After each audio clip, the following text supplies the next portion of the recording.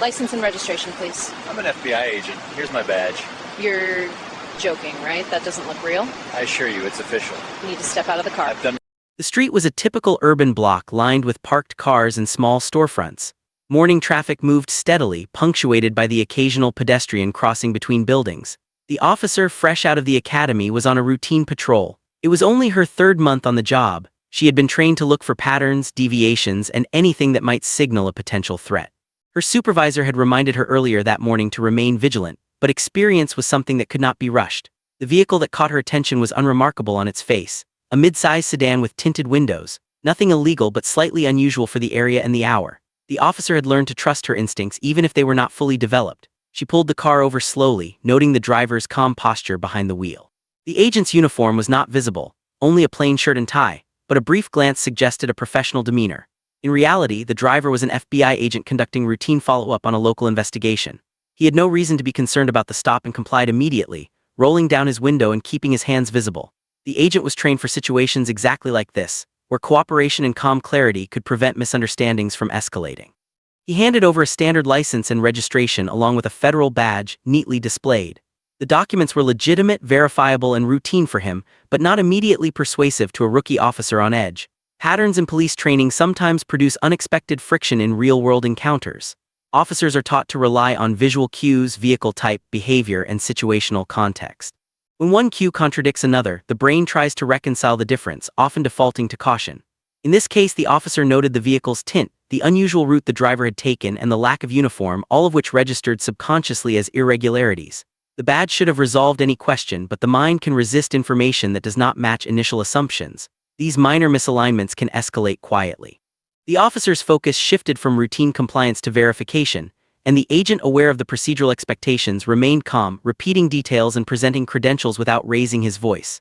There were no threats, no aggressive maneuvers, no raised tones. The urban environment offered background noise, the distant hum of traffic, footsteps on sidewalks, and the occasional car horn.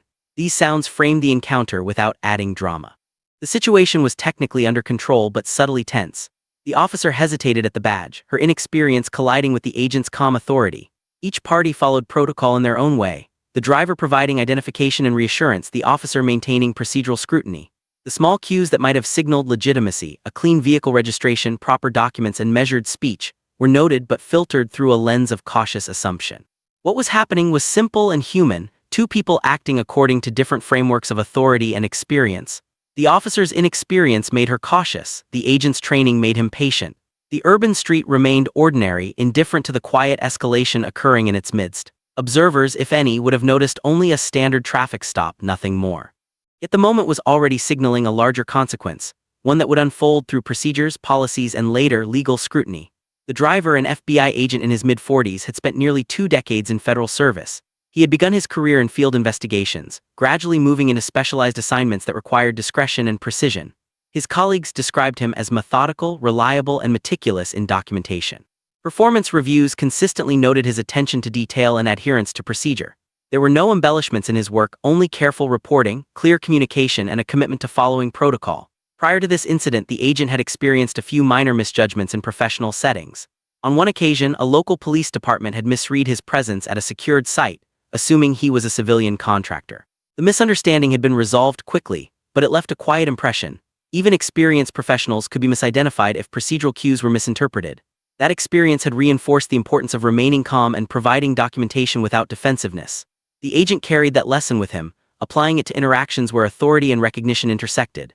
The officer involved in the stop was in her early 20s and new to active duty. Her background included rigorous academy training and field exercises, but little hands-on experience with situations outside textbook scenarios. She had completed simulations that involved recognizing credentials and following procedural guidelines, yet real-world complexity often created subtle gaps between theory and application. Her supervisors had noted her diligence and attention to detail, but also her cautious approach when encountering ambiguous situations. She wanted to do everything right, sometimes overcompensating to avoid mistakes. The officer's inexperience was not a flaw but a stage of professional growth. Rookie officers frequently misread cues that seasoned personnel would recognize instantly. Visual signals, small gestures, or even timing could be misinterpreted under stress. That morning she had already completed 2 routine stops, both uneventful, which may have reinforced a reliance on procedural checklist over adaptive judgment. Her mindset was shaped by training: verify, question, and escalate if something seems unusual. It was the system's way of reducing risk, though it could unintentionally create friction.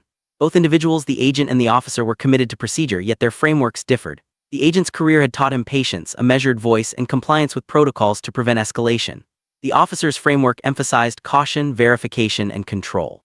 Their previous experiences, one punctuated by subtle misidentifications, the other by academy-driven vigilance, set the stage for the quiet misunderstanding that would follow. Neither acted out of malice, but both were guided by habits and professional expectations. Outside of work, the agent maintained a disciplined lifestyle, consistent schedules, routine exercise, and structured personal organization. Colleagues noted that he rarely deviated from his methods, relying on careful planning rather than improvisation. He had earned respect through reliability rather than charisma, and his reputation was steady and consistent. Similarly, the officer had shown commitment to her career and public service, driven by conscientiousness and a desire to prove herself in a challenging role. The backstory underscores a central point. Misunderstandings can occur even when both parties are competent, professional, and rule-abiding.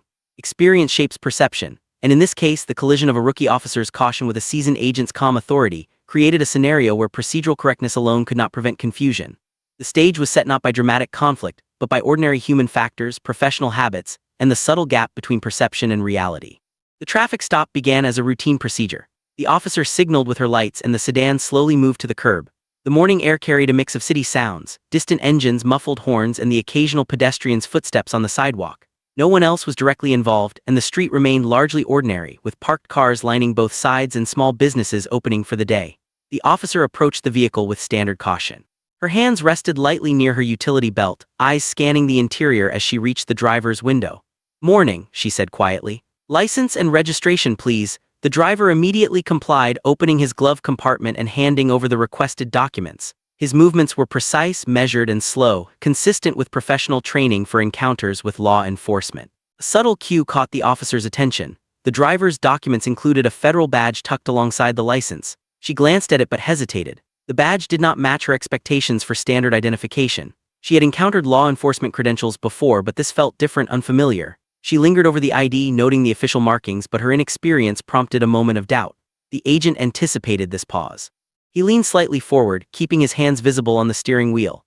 "I'm an FBI agent," he said calmly. "This is my badge and I'm on duty." His tone was neutral, not insistent, simply factual. The officer nodded but continued to scrutinize the documents, cross-referencing the badge against the license.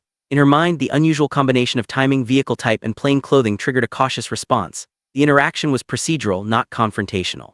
The officer asked a few routine questions: destination, reason for travel, and whether the driver was aware of local regulations. Each answer aligned with standard compliance. Yet one minor gesture, reaching briefly for a pen in his pocket, was misread as fidgeting. The officer paused, interpreting it as nervousness rather than the mundane action it was. This small misread was enough to keep the situation in a subtle state of escalation. The driver responded with calm clarity. He repeated details, confirmed his credentials, and maintained steady posture. The city environment contributed to the rhythm of the encounter. Passing cars, the faint hum of air conditioning units from nearby shops, and occasional distant voices. These sounds underscored the ordinary nature of the stop, emphasizing that nothing extraordinary had yet occurred. At this stage, tension was minimal but perceptible. Both parties were following protocol, the officer verifying, the agent cooperating. Each action was logical within its own framework, yet the frameworks did not fully align. The officer's training emphasized caution when cues seemed contradictory. The agent's experience emphasized transparency and patience. The collision of these approaches created a quiet friction. Witnesses, if any, were incidental, a mail carrier passing by and a pedestrian briefly glancing at the interaction. Neither intervened or reacted dramatically. The urban street continued its normal pace, indifferent to the subtle miscommunication unfolding in its midst. By the end of the initial encounter, the officer had noted all relevant information but remained uncertain. The badge and credentials had been presented clearly, yet her cautious mindset prevented immediate acceptance. Small details, the tinted windows, route deviation, and minor gestures, remained unresolved in her perception.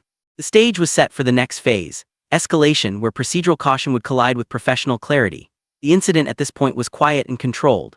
Both individuals acted within the bounds of their respective roles. No one raised their voice, no one made threats, and no tools or force were introduced. The sequence demonstrated how ordinary factors, a pause, a gesture, an unfamiliar ID, could quietly shift a standard stop into a moment of procedural uncertainty. The officer lingered at the window, reviewing the badge again. "Can you step out of the vehicle?" she asked, her tone neutral but firm. The agent shook his head slightly. "I'm complying, I've shown my credentials, I'm on duty." He kept his hands on the wheel, movements controlled, avoiding any abrupt action, the officer glanced around, briefly noting a pedestrian walking past and a mail carrier pausing to glance at the interaction. Neither observer intervened, but their presence was enough to heighten the officer's sense of procedural responsibility.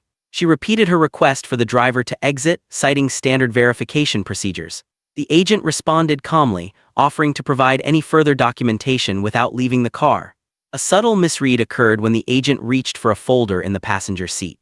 The officer interpreted this movement as unusual, potentially non-compliant, though in reality he was retrieving case files for reference. Her focus sharpened, caution reinforcing her assumption that something remained irregular. She asked for clarification.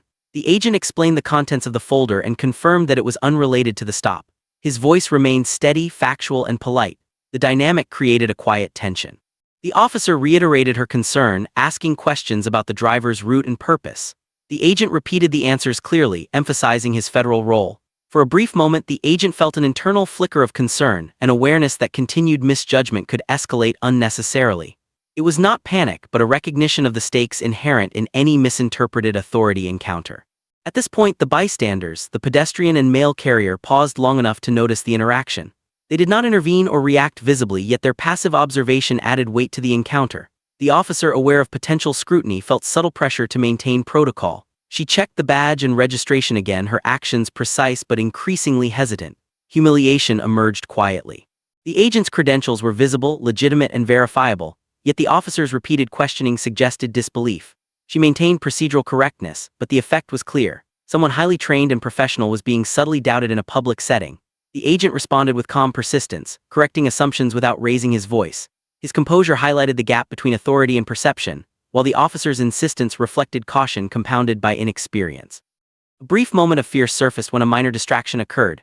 A delivery truck pulled close to the curb, partially obstructing the lane.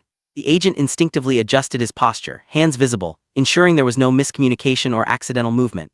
The officer noticed the gesture and momentarily interpreted it as evasive. The misread passed quickly, yet it underscored the fragility of the encounter, showing how ordinary urban movement could be perceived as irregular behavior. The officer consulted her radio, repeating vehicle details and confirming identity checks.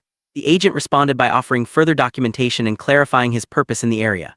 The street remained quiet, no horns, no raised voices, just the ongoing hum of urban life. Each exchange reinforced the procedural nature of the situation, yet the subtle tension persisted because assumptions were still unresolved. The misjudgment was procedural rather than personal. Both parties acted logically within their respective frameworks. The agent followed protocol for professional compliance. The officer followed the framework of verification, internalizing cues that did not match her training expectations. The friction was small-scale but persistent, a collision of frameworks that had not yet been reconciled. By the end of the phase, it was clear that escalation was no longer hypothetical. The officer's caution had created an impasse. The agent remained calm, patient, and cooperative, while the officer persisted in verification and questioning. The scene remained controlled, but the potential for resolution required intervention from a higher authority, a supervisor or experienced officer, to bridge the gap between perception and reality. A few minutes later, a supervisor arrived on the scene. The officer had called for backup after her repeated verification checks failed to fully resolve her uncertainty. The supervisor, a more experienced officer, approached the vehicle with measured steps. He greeted the driver and officer, asking for identification and documentation in the same calm, procedural manner. The agent handed over his credentials again, placing them clearly on the dashboard for visibility.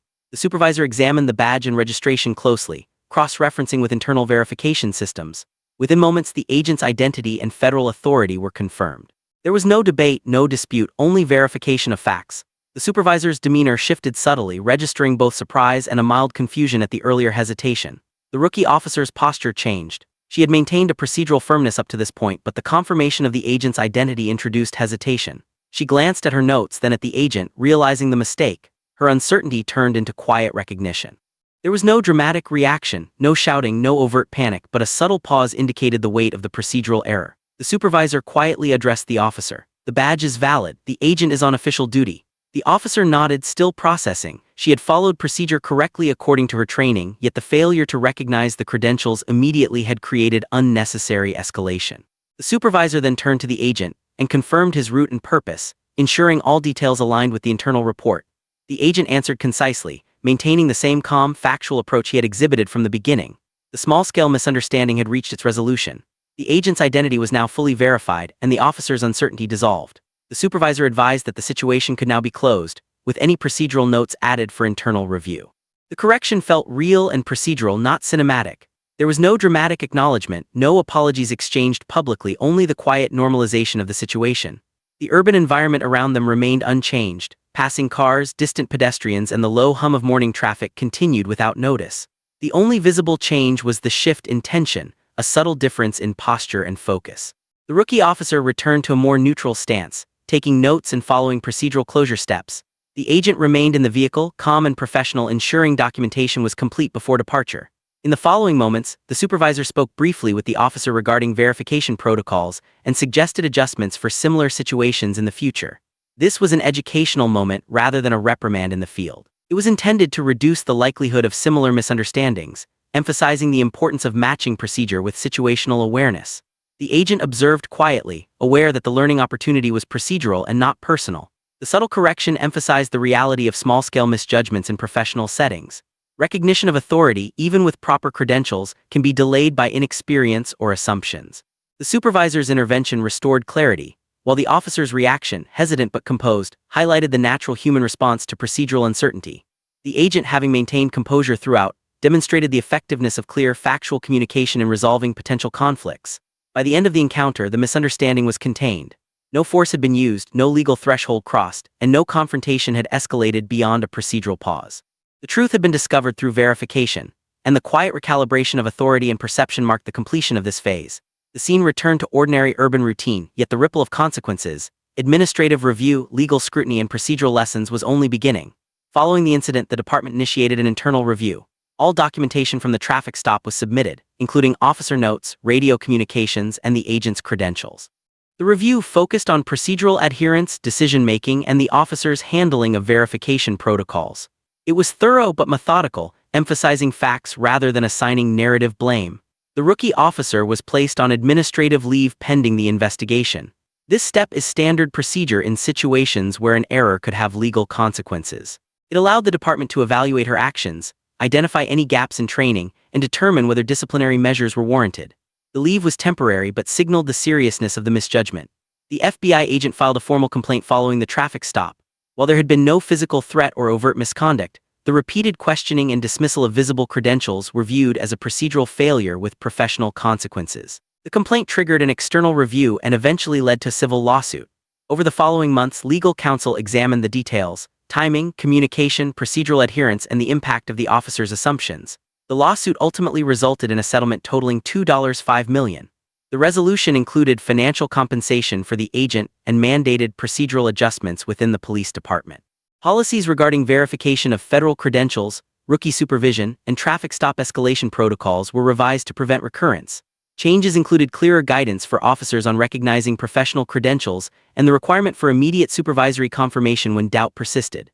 Media coverage of the incident was factual, emphasizing the intersection of procedural caution and professional authority. Reports highlighted that the encounter had been handled without aggression or force, and that the outcome had been resolved through verification and legal channels.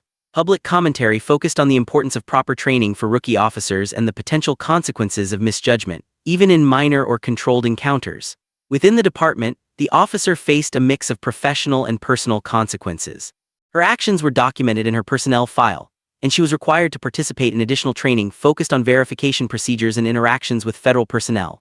Colleagues reported that she took the feedback seriously and continued to follow departmental protocols, though her confidence had been affected. The incident marked a turning point in her career, as her misjudgment and its repercussions remained a reference point in internal discussions about training effectiveness. For the agent, the experience reinforced lessons about patience and professionalism.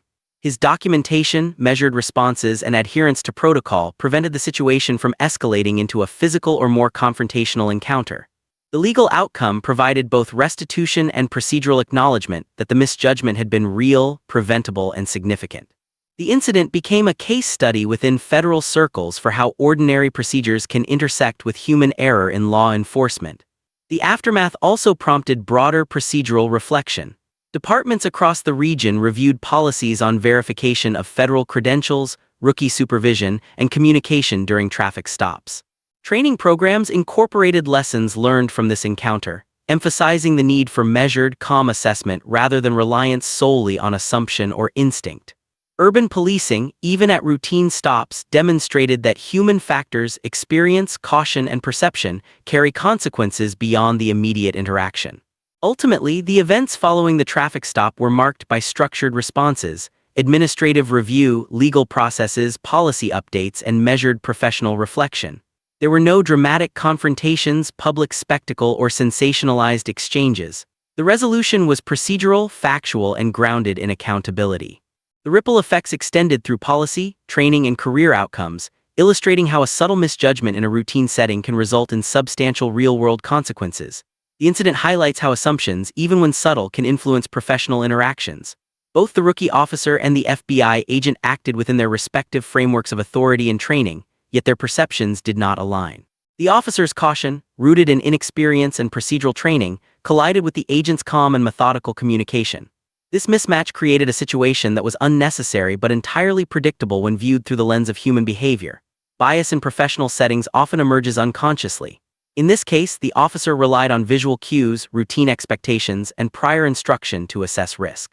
The agent's credentials and demeanor were accurate and legitimate, yet they initially conflicted with the officer's internal model of authority. Such misjudgments do not require malice or deliberate error. They can occur simply because human perception and experience vary. Procedural safeguards are designed to prevent escalation, but they cannot eliminate all error. The consequences illustrate the systemic importance of verification and supervision. When assumptions remain unchecked, even minor misunderstandings can produce significant outcomes: administrative leave, legal action, and changes in departmental policy. These are not dramatic effects of misconduct, but rather the real-world results of small human miscalculations intersecting with professional systems. Recognition of these patterns can reduce repetition and improve institutional practices. Understanding bias also requires acknowledging the role of experience. Rookie officers are more likely to rely on learned patterns and instinctual judgments. Experienced supervisors or colleagues often serve as corrective mechanisms, providing guidance and verification to prevent unnecessary escalation. Similarly, professionals in specialized roles like the agent in this case benefit from procedural patience and clear communication to navigate potential misidentifications. The broader lesson is procedural rather than moral. Assumptions carry risk, and institutions function best when verification, documentation, and supervision operate consistently. Systems can reduce the likelihood of error, but individuals must remain aware of the limitations of perception and the influence of training. By analyzing cases like this, organizations can adjust policies, refine training, and improve both officer performance and public interactions. Finally, the event serves as a reminder that accountability in law enforcement is multi-layered. Internal review, legal recourse, and policy updates are mechanisms that respond to misjudgment without framing it as scandal or drama. They demonstrate a calm, procedural approach to systemic improvement, emphasizing factual understanding over narrative embellishment. Misjudgments, when examined carefully, can provide constructive insight into professional behavior, institutional weaknesses, and the importance of aligning perception with verified information. What do you think about this situation? Have you ever experienced a moment where assumptions or misjudgments created unnecessary tension, whether at work, on the road, or in public settings? Sharing your experience can help others recognize how small misunderstandings can escalate quietly. Commenting below gives people a chance to reflect on their own interactions and learn from real-world examples. If you found this story informative, consider following for more investigative content that explores professional encounters, procedural errors, and systemic lessons. The focus here is always on facts, human behavior, and understanding how situations unfold without exaggeration. Learning from these cases isn't about blame, it's about noticing patterns, understanding bias, and thinking critically about how decisions are made in everyday situations. Your perspective matters. Join the conversation and let's explore together how ordinary interactions can teach us something important about procedure, authority, and careful observation.